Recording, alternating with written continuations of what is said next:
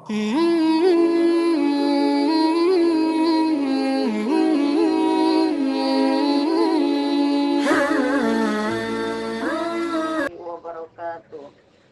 Alhamdulillahirabbil alamin.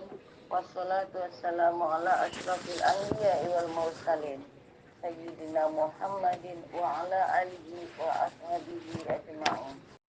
Subhanaka la ilma lana illa ma 'allamtana innaka antal alimul hakim.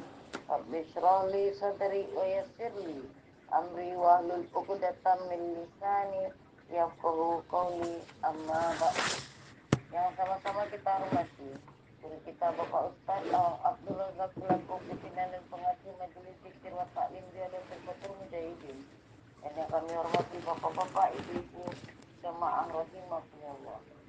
Pertama-tama marilah kita mengucapkan rasa syukur kita kepada Allah Subhanahu wa taala yang telah memberikan kita nikmat sehat, nikmat iman dan Islam, sehingga pada malam hari ini kita semua dapat kembali berkumpul di majelis talabul ilmi yang dimuliakan Allah.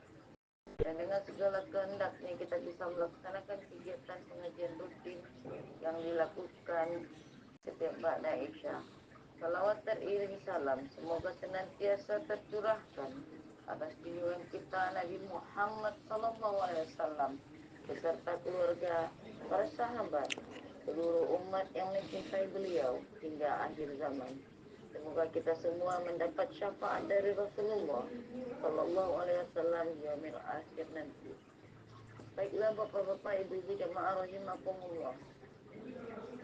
Sebelum memulai acara, marilah kita mengucapkan basmalah agar pengajian ini menjadi lebih berkah. Basmalah, bismillahirrahmanirrahim.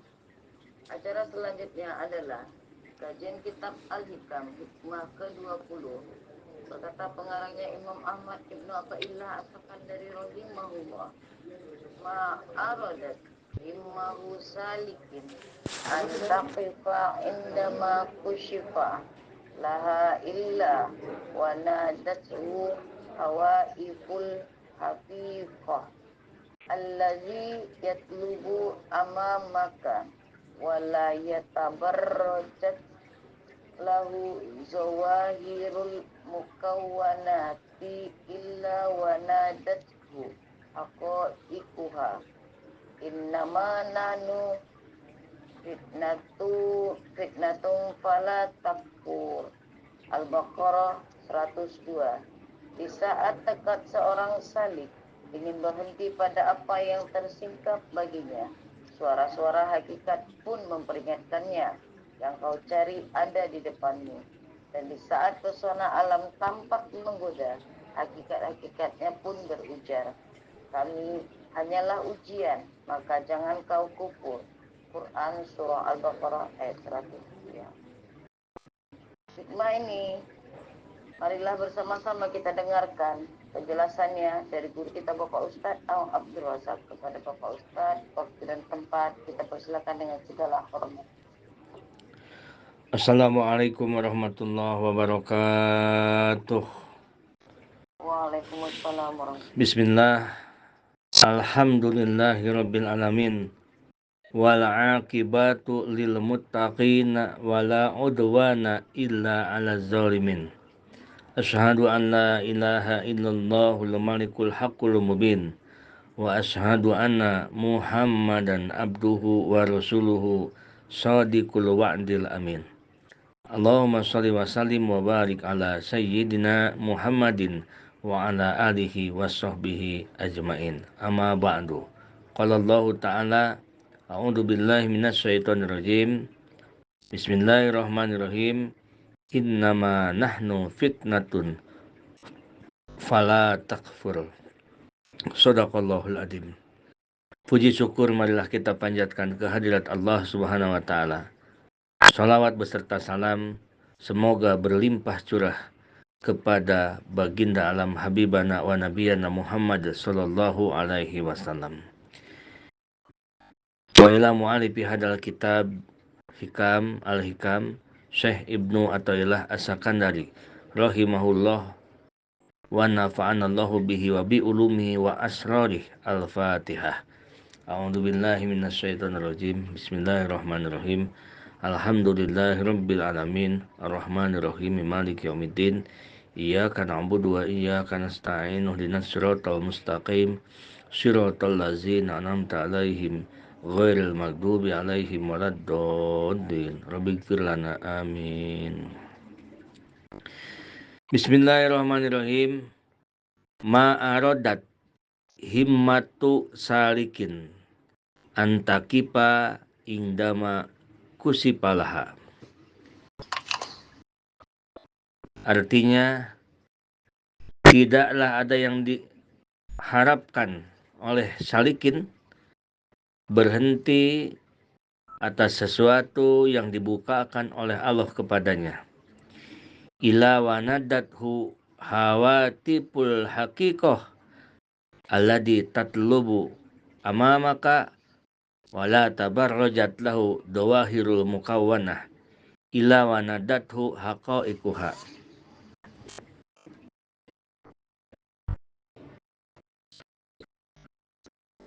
Jamaah RFM yang dirahmati Allah Subhanahu wa taala, di hikmah yang ke-20 ini kita akan mempelajari, tolong ditutup mic-nya ya. Kita akan mempelajari tentang cita-cita salikin. Cita-cita seorang salikin, bukan abidin. Kalau salikin itu artinya yang disebut dengan suluk-suluk itu artinya al-masi alal maqamati bi ilmihi wa halihi la bi ilmihi faqat. Yang disebut dengan suluk itu adalah orang-orang yang berjalan hatinya menuju kepada Allah Subhanahu wa taala. Hatinya yang berjalan menuju kepada Allah. Di dalam segala sesuatu hal apapun, ia ingin sampai kepada Allah. Nah, jadi hatinya tidak hanya diam di urusan dohir yang terlihat. Itu adalah salikin. Salikin berjalan adalah maqamati, menurut makom-makomnya. Makom-makom salikin, makom tobat, makom sobar, makom lagi arif salikin itu adalah waro, ujlah, qanaat, tawakal, mahabbah, ridho, syukur, ridho, itu makom-makom salikin. Jadi hati kita berjalan ke situ, menuju ke hadrat Allah, bukan berjalan dengan kaki ke Allah, bukan kelayang-kelayang kerelang-keruling kesana kemari mencari Allah, tetapi hati yang berjalan. Dalam masalah kita berusaha untuk sabar. Nah, itu namanya berjalan. Berjalan dari masalah ini sehingga kita menemukan kasih sayang Allah. Kalau kita hanya melihat masalah saja, berarti kita tidak berjalan namanya. Itu contoh. Jadi salikin ini adalah orang yang punya tekad, yang punya keyakinan, tidak akan berhenti setelah mendapatkan apa yang ia temukan dalam perjalanan. Nah, kenapa harus berjalan menuju hadrat Allah? Bukannya kita sudah dekat dengan Allah, bahkan Allah lebih dekat dari kita, dengan kita, dari urat leher kita. Kenapa kita harus berjalan kepada Allah? Kalau berjalan itu kan namanya jauh. Nah, yang menyebabkan adanya suluk, yang menyebabkan adanya kita harus berjalan, karena adanya syahwat-syahwat yang ada pada diri kita. Adanya sifat-sifat buruk yang ada pada diri kita. Adanya sifat sombong, adanya sifat ria, senang dipuji, tamak, hubbu dunya, dosa-dosa jiwa, dosa-dosa hati kita. Inilah yang menyebabkan Allah seakan-akan jauh dari kita. Yang padahal Allah tidak pernah berubah, dan Allah lebih dekat. Justru kalau Allah itu saking dekat-dekatnya sehingga kita tidak bisa hidup tanpa Allah, tidak bisa bergerak tanpa Allah, tidak bisa melakukan apapun tanpa Allah, saking dekatnya. Nah, karena diri kita ini banyak penghalangnya, tebalnya dosa-dosa kita, sehingga seakan-akan Allah itu jauh dari kita. Begitu kita mendapatkan untung, kita lupa terhadap Allah yang memberikan untung. Hati kita lupa ke situ. Pikiran kita selalu matematika. Jika kita akan melakukan amal kebaikan, kita matematika. Bahkan kita sodakoh pun misalkan kita matematika dengan Allah. Kalau kita sodakoh ini, Allah akan balas ini. Jadi selalu kita itu transaksional dengan Allah Subhanahu wa Ta'ala. Karena apa? Karena begitu jauhnya kita dengan Allah. Bukan jauh jarak, tetapi karena kita tebal dinding yang menghalangi kita, yaitu penuhnya hati kita dengan dosa-dosa kelebu. Belum termasuk dosa dohir, apalagi dengan dosa dohir. Hingga kita tidak bisa merasakan agungnya Allah, tidak bisa merasakan kasih sayangnya Allah, tidak bisa merasakan kita diurus selalu oleh Allah. Andai kata tidak ada syahwat nafsu, andai kata tidak ada keburukan di dalam hati kita, tidak usah ada suluk. Jadi paham ibu-ibu kenapa akan ada suluk? Harus terjadi suluk, ibu? Paham ya? Halo? Halo? Paham, Pak. Nah, siap. Nah, jadi ada suluk itu karena kalau tidak ada suluk, tidak akan kita bisa berjalan menuju Allah. Kita itu selalu terbelenggu dengan syahwat, terbelenggu dengan dosa.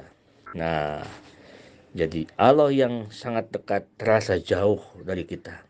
Itulah. Jadi dengan suluk fatahliyatul abdi min sifatihil mazmumah wa tahliyatuhu bi sifatil mahmudah tusama sulukan. Jadi membersihkan diri dari sifat tercela dan menghiasi jiwa dengan sifat-sifat terpuji, itulah suluk. Orang yang berjalan namanya salik. Kalau banyak namanya salikin. Begitu. Sekarang udah ngerti kita. Udah ngaji, tidak akan tertipu dengan bahasa. Kalau dulu kan mendengar suluk itu aneh. Sedang suluk. Kemana sedang suluk? Emang kemana? Jalan-jalan bawa tongkat suluk. Jadi bukan perjalanan kaki, bukan perjalanan badan, tetapi perjalanan kolbu, bahkan perjalanan ruhani. Jamaah RFM yang dirahmati Allah Subhanahu wa Ta'ala, ma'arodat himmatu salikin sairin ilallahi ta'ala antakipa indama kusipalaha pi asna'i suluki. Nah, orang yang sedang berjalan menuju Allah, dia tidak akan berhenti di perjalanan dalam masa-masa perjalanannya. Karena orang-orang yang suluk, dia wirid, malamnya wirid, perbanyak sholawat, perbanyak dikir, wirid ini, wirid itu, sholawat ini, sholawat itu, dia banyakin wirid.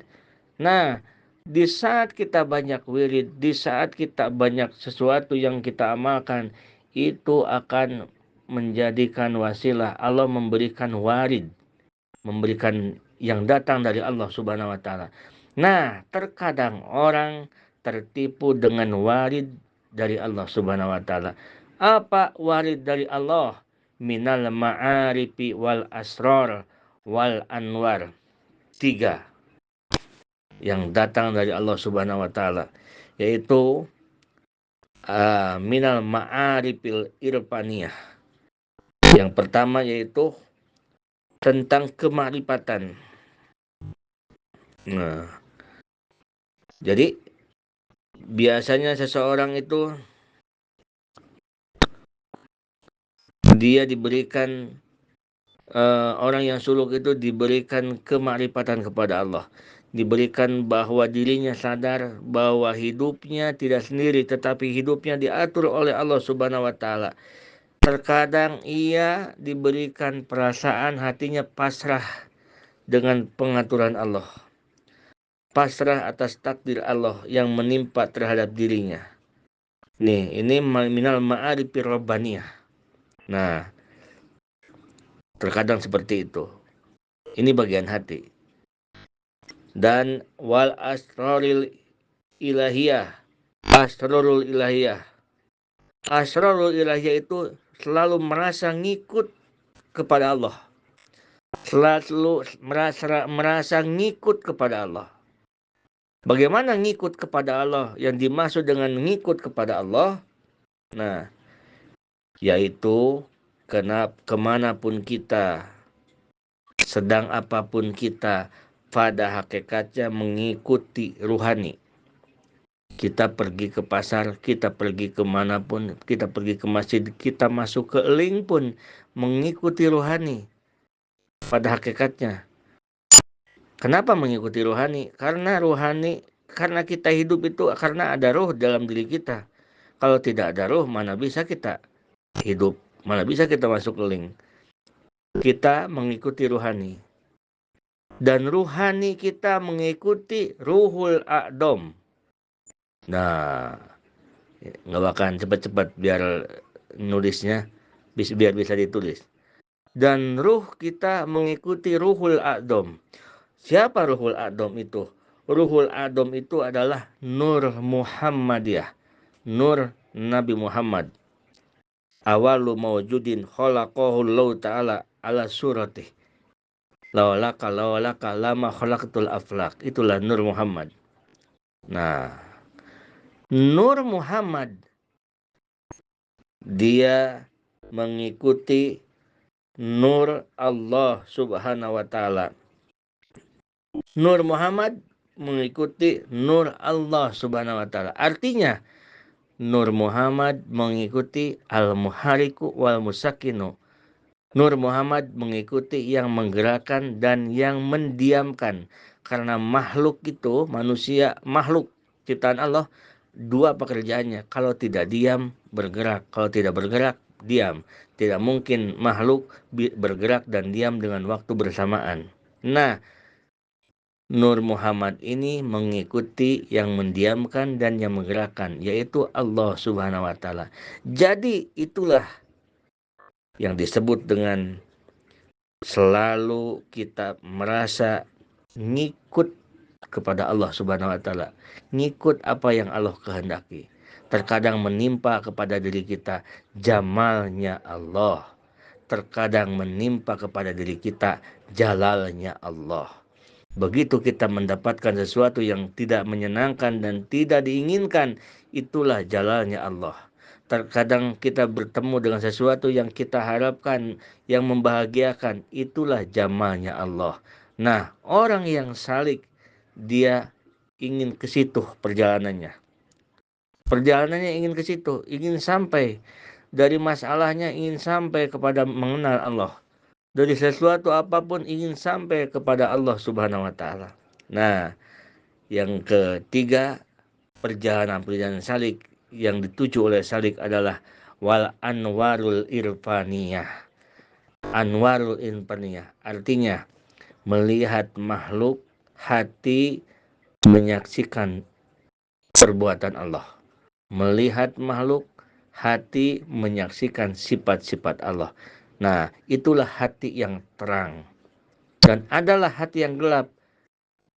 Hati yang gelap adalah melihat makhluk matanya, hatinya pun melihat makhluk. Tidak ikut, tidak berjalan menuju menemukan Allah Subhanahu wa taala. Mendapatkan kesedihan, hatinya hanya melihat sedihnya, tidak melihat apa di balik sedih itu. Ternyata ada jalalnya Allah. Yang senang tidak melihat jamalnya Allah Subhanahu wa taala. Nah, si Salik ini sedang berjalan ke situ. Gitu, berjalan ke situ. Tiba-tiba dalam perjalanan menuju ke situ, bi ayyaro anna mawasala ilaihi minal ma'rifati wa zawqil ahwal wa manajil maqamat hiya huwa al-ghayah al-ghayatul quswa wan nihayah fatakifahimatu ingdahu. Nah, terkadang si Salik berhenti di perjalanan karena dia dipertemukan oleh Allah Subhanahu wa taala dengan hal-hal yang menjadi gangguan si Salik kalau si Salik itu berilmu. Kenapa diperlukan ilmu? Agar kita mengerti mana ujian dan mana sebuah yang memang benar-benar anugerah dari Allah Subhanahu wa taala. Jamaah RFM yang dirahmati Allah Subhanahu wa taala. Nah, salikin yang sudah membiasakan wirid, salikin yang sudah membiasakan membanyakkan wirid, banyak tahajud, banyak wirid, banyak sholawat. Nah, terkadang datanglah warid dari Allah. Sesuatu yang didatangkan oleh Allah Subhanahu wa taala. Biasanya dikasfu oleh Allah, dibukakan oleh Allah. Nah, hatinya dibukakan oleh Allah. Kemana? Biasanya hatinya dibukakan oleh Allah ke alam mughayyabat, ke alam ghaib. Alam itu kan sebagian ulama mengatakan ada alam mulki, alam malakut, alam jabarut, alam lahut. Nah, di antaranya mengatakan ulama. Ada lagi kesononya rob mustawan qobal kosen au adna sidratul muntaha. Wah, lebih jauh itu. Yang dikit aja. Alam mulki. Nah, pertama manusia dibukakan ke alam gaib hatinya. Kita juga suka berkunjung ke alam gaib, tetapi kadang-kadang kita dalam mimpi berkunjungnya. Karena kita tidak mampu, tidak kuat. Kadang-kadang orang mimpi masuk ke alam gaib. Mimpi dikejar-kejar jin, kejar-kejar setan, kakinya kelihatan tuh kalau yang mimpi dikejar-kejar setan, kejar-kejar jin, kakinya kekejetan. Yang lari itu ya, pernah ibu-ibu merasakan itu? Mimpi? Pernah nggak? Ada yang pernah merasakan begitu ibu? Dikejar-kejar orang yang nggak kenal, capek rasanya. Padahal kita sedang tidur. Ada yang pernah merasakan ibu? Pernah Ustaz. Nah, ya itu. Nah itu terkadang kita dimasukkan ke alam gaib oleh Allah. Alam gaib. Alam gaib yang paling dekat ke kita adalah alam mulki batin. Alam mulki itu kan ada dua, ada alam mulki dohir. Alam mulki dohir adalah alam manusia. Alam mulki batin adalah alam jin. Nah, terkadang lagi orang yang suka wirid, suka riadoh itu dimasukkan ke Allah, ke alam malakut. Nah, hiburan orang-orang yang suka wirid itu beda dengan hiburan orang-orang yang ahli dohir. Kalau yang ahli dohir, yang ahli dohir bukan ahli wirid, hiburannya itu ke Ancol, ke Pangandaran, ke Bali, fisik itu kan, hiburannya fisik. Kalau hiburan yang orang-orang yang sedang suluk, yang sedang zikir riadoh, la ilaha illallah 70.000, yang zikir riadoh ini riadoh, kadang-kadang diberi hiburannya itu masuk ke alam malakut. Alam malakut itu alam ruh, alam barzah. Nah, alam para malaikat. Di situ ada alam-alam termasuk alam yang bisa kita mengetahui hati orang lain dan sebagainya. Nah, alam malakut. Alam malakut masih bisa diketahui oleh manusia yang tertentu dan para malaikat. Kalau alam jabarut, laut itu urusannya Allah Subhanahu wa taala. Nah, Bapak-bapak Ibu sekalian, terkadang Orang yang sedang salik, dia dimasukkan oleh Allah ke alam jin dan dipertemukan di situ. Gangguannya banyak. Ada lagi yang masuk ke alam malakut, alam malaikat. Masih mending ke alam malakut. Ke alam jin nih, gangguannya kalau seorang ustadz masuk ke alam jin dan diam di situ, insya Allah dia akan menjadi dukun. Walaupun dia seorang penceramah, walaupun dia seorang mubalig, walaupun dia pesantrennya besar, kalau dia berdiam di situ jadi dukun. Karena di alam jin itu terkadang dibantu oleh jin bisa mengobati orang, bisa membaca hati orang, tetapi dia berdiam di situ. Itu akan dilewati oleh orang-orang yang riadoh. Masuk ke alam malakut sehingga doanya mustajabah. Wirid-wiridnya, sholawatnya jadi berbuah, jadi barokah, hajatnya terkabul. Diam di situ, senang di situ, sehingga dia lupa dengan perjalanan, padahal dia berjalan mau menuju ke hadrat Allah subhanahu wa ta'ala. Nah, jika kita sedang berjalan ada gangguan, maka illa wanadathu hawatipul hakikoh, kecuali ada yang memanggil kita di alam maknawiyah, ada yang menegur kita, sir la takib, yang menegur kita seperti itu, berjalanlah engkau, jangan berhenti di situ, karena tujuan engkau bukan itu. Tujuan engkau riadoh adalah menuju hadrat Allah, menuju ridho Allah, bukan ingin menjadi dukun. Banyak orang yang minta air, banyak orang yang meminta doa, bukan supaya engkau bisa melihat hati orang, bukan supaya ini dan itu, tetapi engkau sedang berjalan menuju ke hadrat Allah, menuju ridhonya Allah. Berjalanlah terus. Nah, tetapi kalau orang yang tidak ada bimbingan ilmu, dia akan diam di situ karena dia merasa sudah sampai terhadap tujuannya. Wirid dia ayat kursi 170 seminggu, kobul, udah beres. Yasin 40 kali sekali duduk, 40 malam. Udah begitu ada keajaiban, sudah merasa dirinya itu sudah tinggi. Padahal itu sedang di dasar, baru masuk ke alam zin atau ke alam malakut bagusnya. Kalau bagus nasibnya ke alam malakut. Nah, di situ ditegur. Illa wa nadat haqaiquha. Allah berfirman, innama nahnu fitnatun laka fala takfur. Kami adalah fitnah buat engkau. Jangan fala takfur, jangan tertutup dengan kami. Jadi hakikatnya keajaiban-keajaiban itu berbicara. Kita berdoa lalu diijabah. Itu kan sebuah keajaiban. Kita pengen punya amanah lalu diberikan rezeki untuk beri amanah, untuk bayar amanah. Itu kan misalkan keajaiban. Entah itu istidraj atau ihanah atau maunah atau karomah. Itu tergantung dari tingkatan kita. Nah, kita merasa sudah cukup, sudah sampai ke situ. Nah, ditegur kita, di alam maknawiyah ditegur. Seperti ini intinya. Dalam bahasa mudahnya seperti ini. Emang mau kamu seperti itu? Katanya tadi mau mencari ridho Allah. Kok baru dikasih hiburan segitu udah senang-senang di situ? Nah, jika orang yang berilmu, orang yang paham, orang yang mengerti, atau orang yang ada dalam bimbingan ilmiah tentang ilmu kealahan, dia akan terus lanjutkan perjalanan.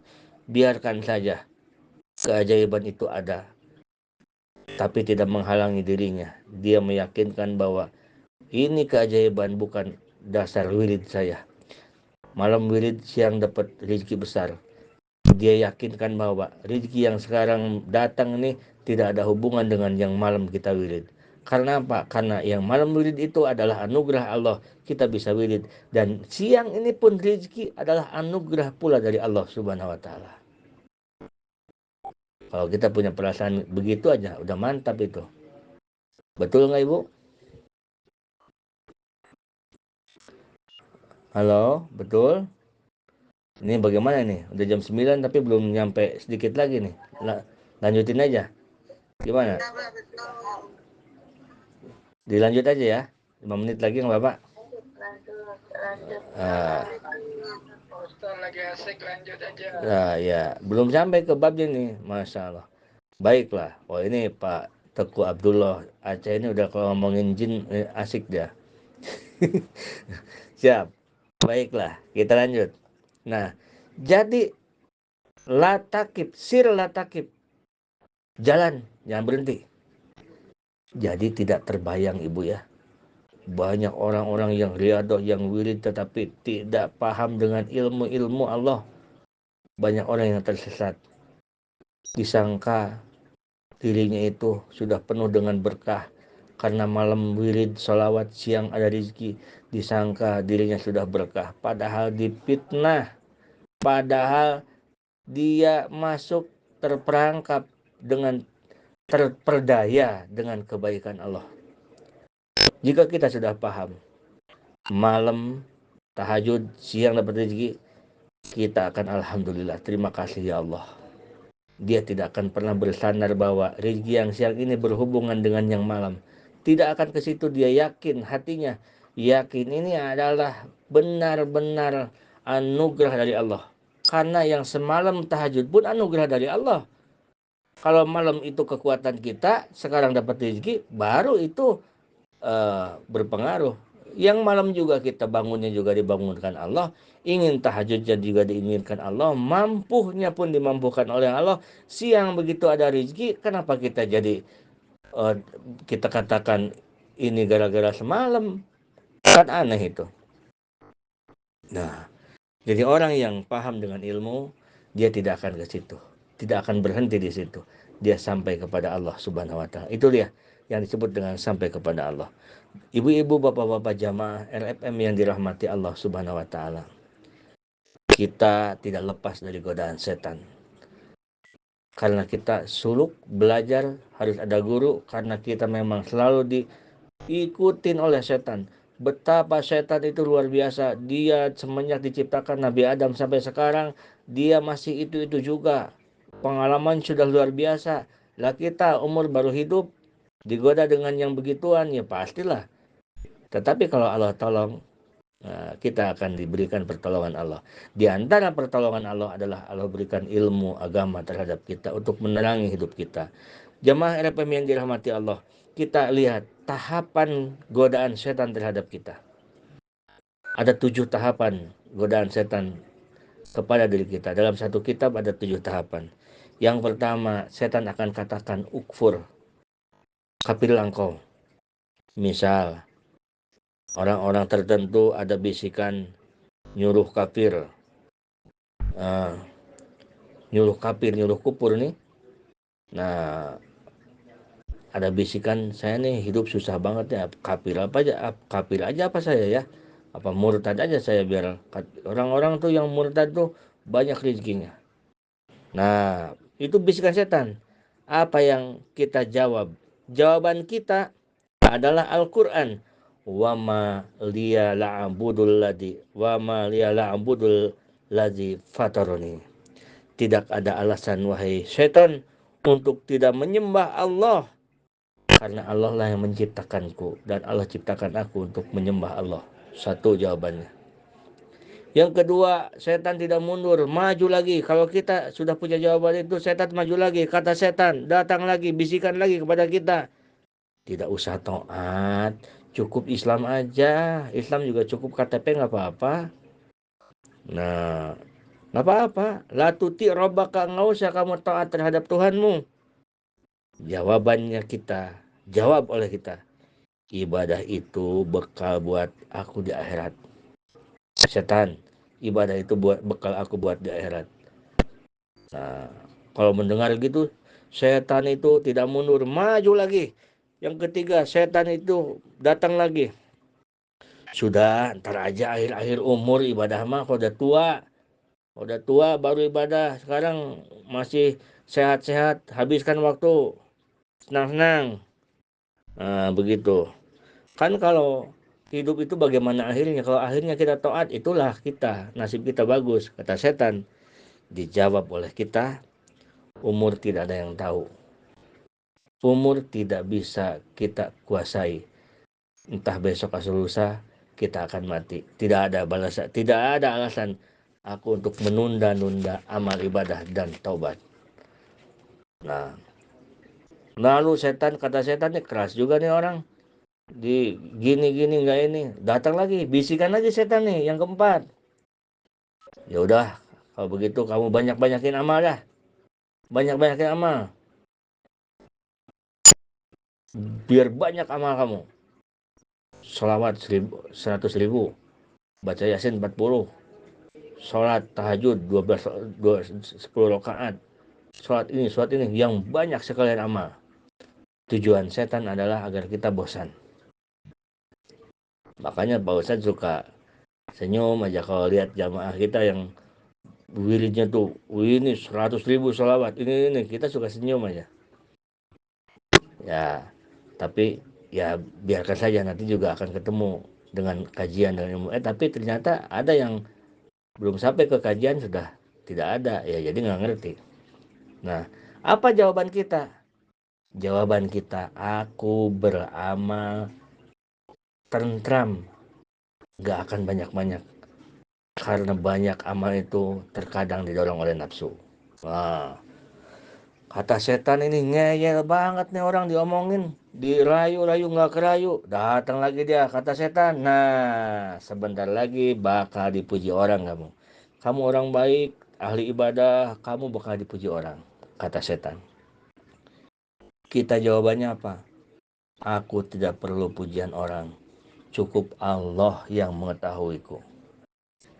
Setan lebih jengkel lagi. Garuk-garuk kepala dia. Lalu kata dia yang keenam. Bisik lagi ke kita. Kalau ibadah udah kayak kamu, udah karena Allah. Nah, kamu sekarang udah jadi kekasih Allah. Ibadahnya sudah karena Allah, sudah jadi kekasih Allah kamu. Jawab oleh kita. Gak mungkin aku jadi kekasih Allah. Aku ilmu kurang, amal belum tentu ikhlas, dosaku banyak. Aku hamba yang hina, banyak dosa yang sedang mengharapkan rahmat Allah. Mana mungkin aku jadi kekasih Allah? Wah, setan udah mulai kebingungan tuh. Jurus terakhir dia keluarkan. Baiklah kalau begitu, kata setan. Datang lagi. Buat apa capek-capek amal? Kamu kan tahu, kalau kamu Allah tetapkan ke surga, walaupun kamu nggak banyak amal, kamu akan ke surga. Tetapi kalau kamu ditetapkan oleh Allah ke neraka, walaupun kamu banyak amal ibadah, kamu akan ke neraka. Buat apa banyak-banyak amal? Kata setan. Jawab lagi oleh kita. Aku hidup dan mati bukan untuk surga dan neraka. Aku beramal bukan untuk surga. Aku meninggalkan dosa bukan karena neraka. Hidup matiku untuk Allah Subhanahu wa taala. Ibadah yang aku lakukan karena Allah. Masalah urusan surga itu urusan Allah. Yang penting aku menghambakan diri kepada Allah. Baru di situ setan pergi rugi, meninggalkan kita, dan kita menang dari godaan setan. Hadanallahu wa iyyakum ajmain. Assalamualaikum warahmatullahi wabarakatuh.